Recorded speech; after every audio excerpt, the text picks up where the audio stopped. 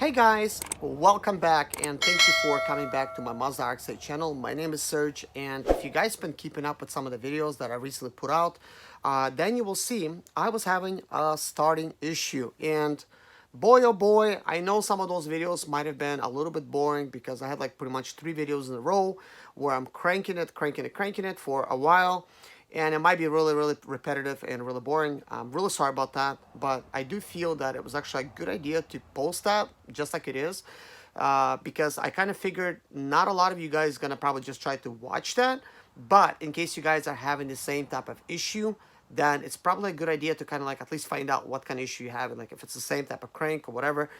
So I kind of did it as a rep.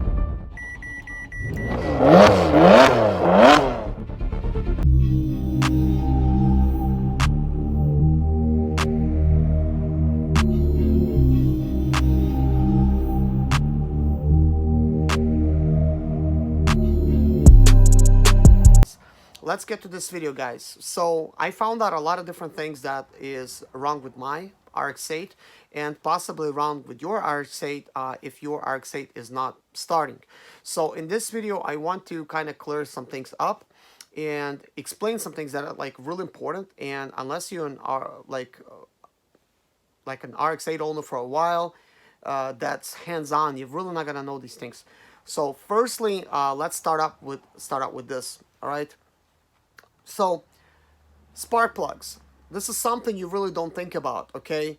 When you buy spark plugs, there's a lot of confusion as to what kind of spark plugs to get for the Mazda RX-8. As a matter of fact, I just ordered some myself from a parts store, and I ordered 4 of them. Guess what? They only gave me 2. I know I already said that, but that being said, here is the 2 spark plugs they gave me. These are NGK spark plugs. They're Iridium laser spark plugs. So these 2, I could see there's like little L's on them. So they gave me 2 with a little L. What does L mean? It means leading type of spark plugs. And I know myself that I actually already installed these spark plugs, and I installed them incorrectly. And I thought nothing of it because what I was actually doing, I wanted to replace all 4 spark plugs. But since they only gave me 2, so I pulled out the first 2 spark plugs in cylinder 1, and I replaced them with these 2 leading spark plugs. So imagine this, your RX-8 has, 4 spark plug holes to put the spark plugs in. So the very top one there, it should actually be trailing spark plug. The lower one should be leading. Same thing for the second one, should be trailing and then should be leading. One of the easiest way to remember is when you think of a T, so trailing, so think of it as top, and leading, L, think of it as lower. So right away, this is the mistake that I've done, common mistake that I think many of you guys doing, and this is why I made this channel for new Mazda RX-8 owners and some older Mazda RX-8 owners, that we could learn from each other. And anyways, basically, I got 2 leading spark plugs in the trailing and the leading. So I got basically 2 leading spark plugs. That is already incorrect because they are different lengths. So we need to actually change that on my Mazda RX-8 before I could actually get things started. All right, so next thing I do want to explain is ignition coils. All right, so this is kind of like to make it so that you guys could always remember the ignition coil order. It should be the very first one when you're looking at, like on the left side where you see the 4 coil packs. So that is supposed to be leading 1, trailing 1, leading 2, trailing 2.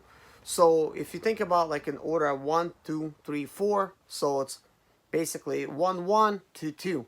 So leading 1, it means that you're gonna have the very first one connect to the lower, and then the second ignition coil will connect to the top one on the first cylinder. So for the spark plugs. So basically for the next ignition coils, it's going to be leading 2, which would be lower spark plug hole, and then trailing 2, which would be the topper. I know this might not make a lot of sense right now, but I'm going to try to clear it up with some pictures and some videos on this, because I'm actually getting ready to do this on my own type of vehicle. So I actually already bought all the spark plugs. Well, I actually need to pick up 2 spark plugs from the parts store. I don't know what kind that they ordered for me. Apparently, I need to get 2 trailing, because I already got 2 leading ones. I need to get 2 trailing.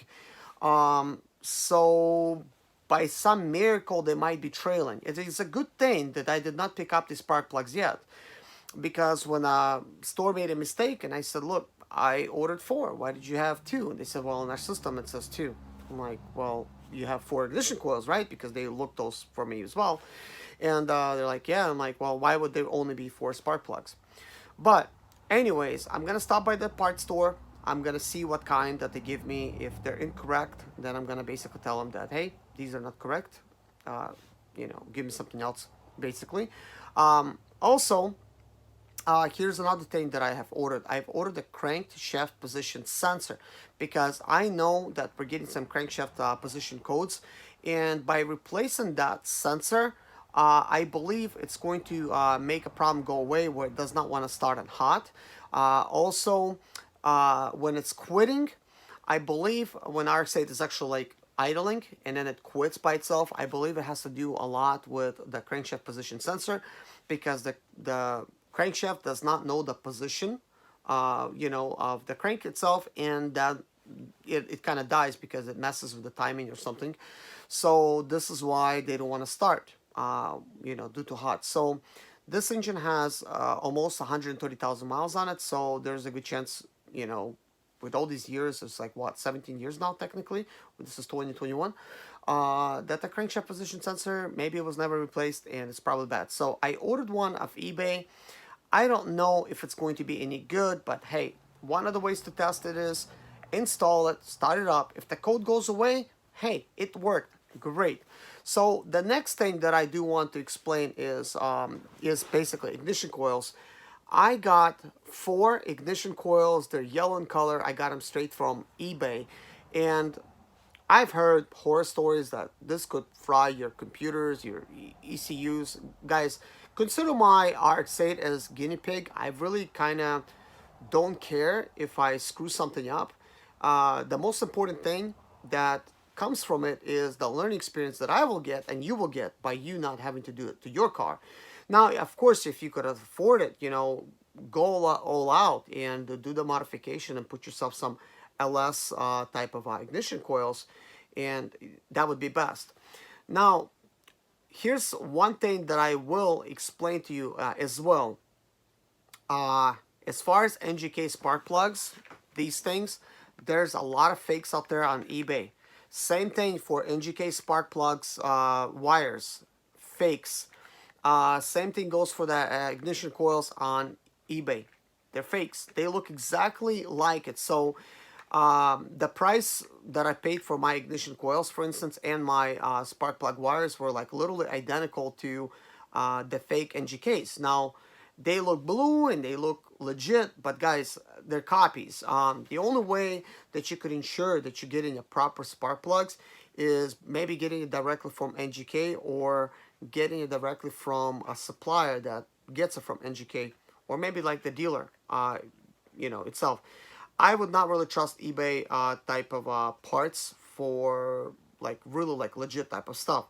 Now, I will make a video how to tell if your spark plugs are fakes or they're real. And guys, you could really tell. If you know what you're looking for, you could really tell. The fakes are way different. And if you know what you're looking for, you'll be able to easily tell them apart after I make that video for you guys, because I'll explain it. I've been doing a lot of research when it comes to the Mazda RX-8, because I want to learn as much as I can, so I could share the knowledge as much as I can. And here's the knowledge, that I've learned. Now, one last thing that I do want to explain. There's a misunderstanding when it comes to the fuel filter for the Mazda RX-8.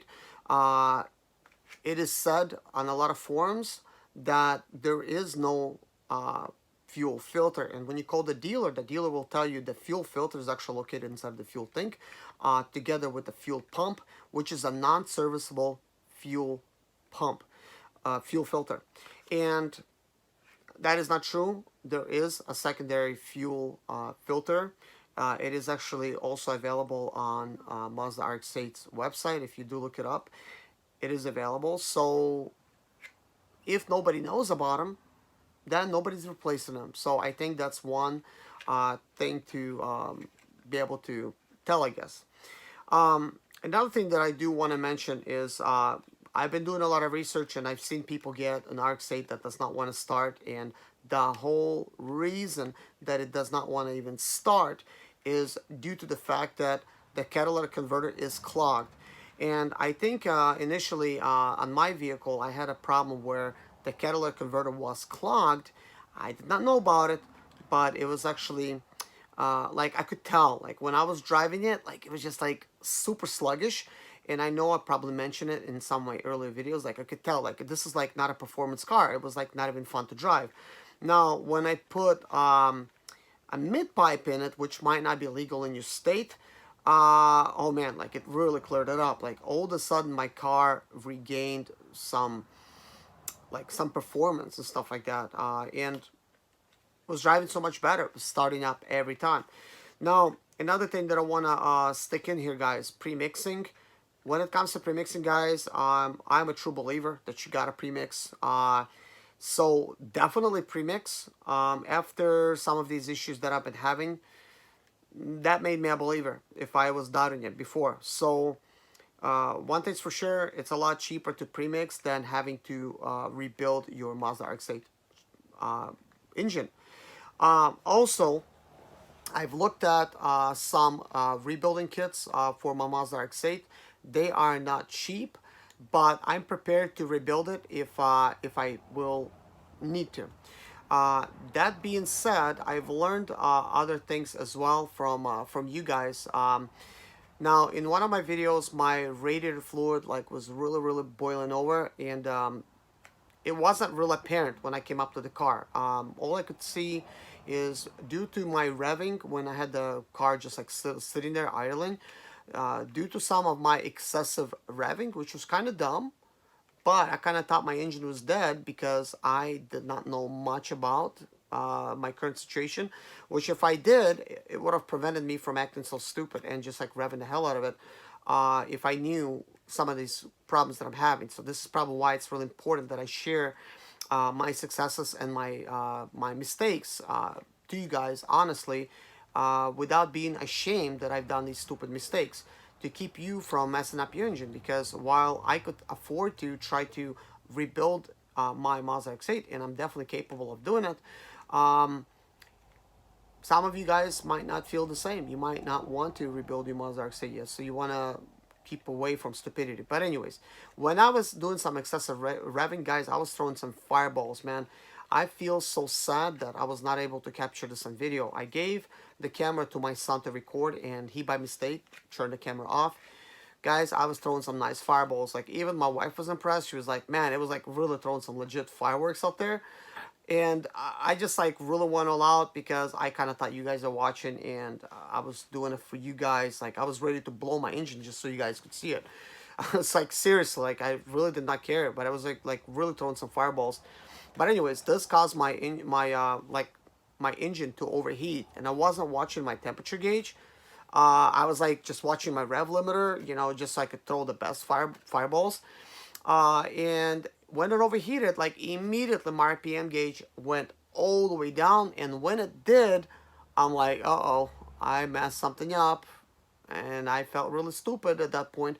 But actually, I did not mess anything up. So what happens is, when the car overheats, it goes to kind of a safe limp mode, and it was not allowing me to no longer rev it like crazy. So it allowed me only to rev it from 1,000 RPMs to 3 tops, and it don't allow me to stay there. It literally 1 3 1 3 1 3. I constantly had to put my foot on it to do that. And if it wasn't, it would have probably just stayed like just like one, and that's it. Like it was just idle there, just so it could cool down. And I started watching my temperature gauge when it was slightly too late. But I mean, I was only full like 3/4, guys, like not all the way hot, you know. So at 3/4, like I noticed, like yeah, like it really started like overheating.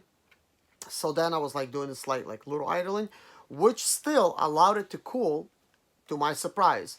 And I knew I kind of overheated it a little bit, like not like overheated the engine, but you know, I got it kind of like a little bit hot. So I went out there again doing something stupid.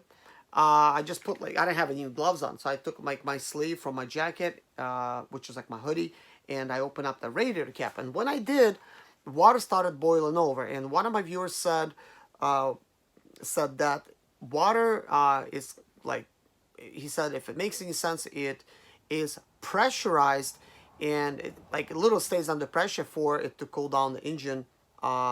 It needs to be pressurized to cool it down properly. And what I did when I opened the radiator cap up, I released the pressure, basically making the vehicle like actually like not cool down anymore, and at the same time like cause the water to boil over.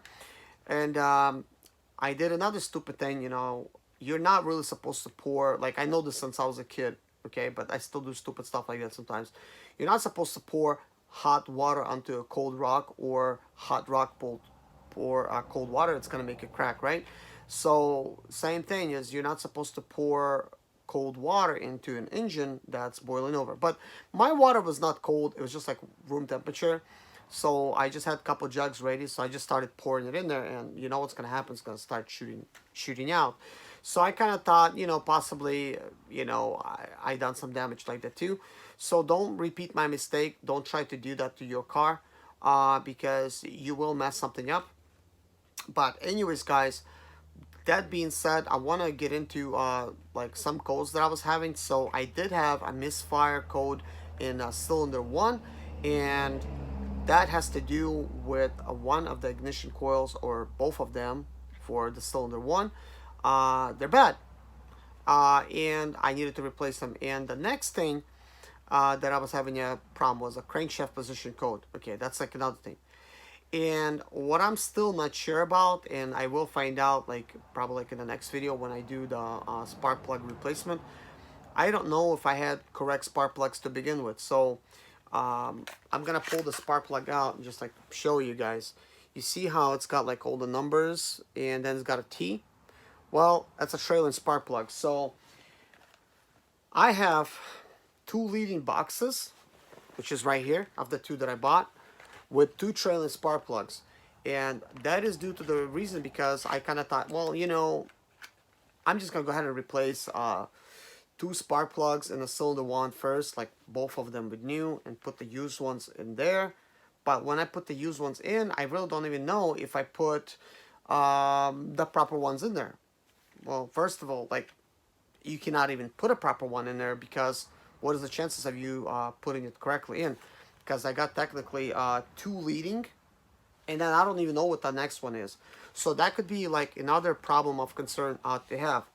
Now, to wrap up the video, and I didn't know it's going to be like this long, basically I did get the car started at night. I came out at night while it was really kind of cool outside, and I thought, you know what, let's just see if it starts up. And with one turn of a ignition switch, it fired right up, guys. That car like literally worked for at least an hour. I just let it idle, and I was not even holding my foot on the accelerator. I just let it idle because I kind of wanted to see how long it's going to take for it to die on me. So it literally died by itself in 1 hour. Then I read the codes, and I had crankshaft position code again, even though I cleared it, and I had misfire in cylinder 1 detected again. So what I'm going to attempt to do in the next video, guys, is replace ignition coils, spark plug wires, spark plugs in all, you know, all correct holes. I do want to also replace the radiator fluid. I did buy K&N air filter. I want to put that in. And I also need to do an oil change. So this might all be like different videos just to kind of help you out like with different things. but this is the video that goes out before those other ones. That way you guys could get the most information jam-packed into this one video, because believe it or not, guys, I watch pretty much all the Mazda RX-8 channels out there, and there's really some good videos out there. But for me to gather all this information into one, you won't believe how many videos I like literally watched. I like literally binge watched a lot of videos just so I could get this information. Plus, my viewers was writing some information in the comments, and I definitely got some hints here and there. But one of the major surprises to me, guys, is that with the spark plugs, the way that they are, that you got the trailing and you got the leading spark plugs, I did not know. How am I supposed to know? I mean, every other car out there, you're just putting in the spark plugs the normal way. So, you know, I don't know it. But anyways, guys, thank you so much for watching, guys. Please subscribe to this channel. Please like this video. Let me know in the comments below what you want to see on my channel next, because I will be sharing pretty much any kind of information that I learned about this car. I already know a lot about it, but I could only say so much, because right now it's a starting issue and I want to focus on that. But anyways, guys, thank you so much for watching. Take care of yourself, guys. See you guys in the next video. Bye-bye.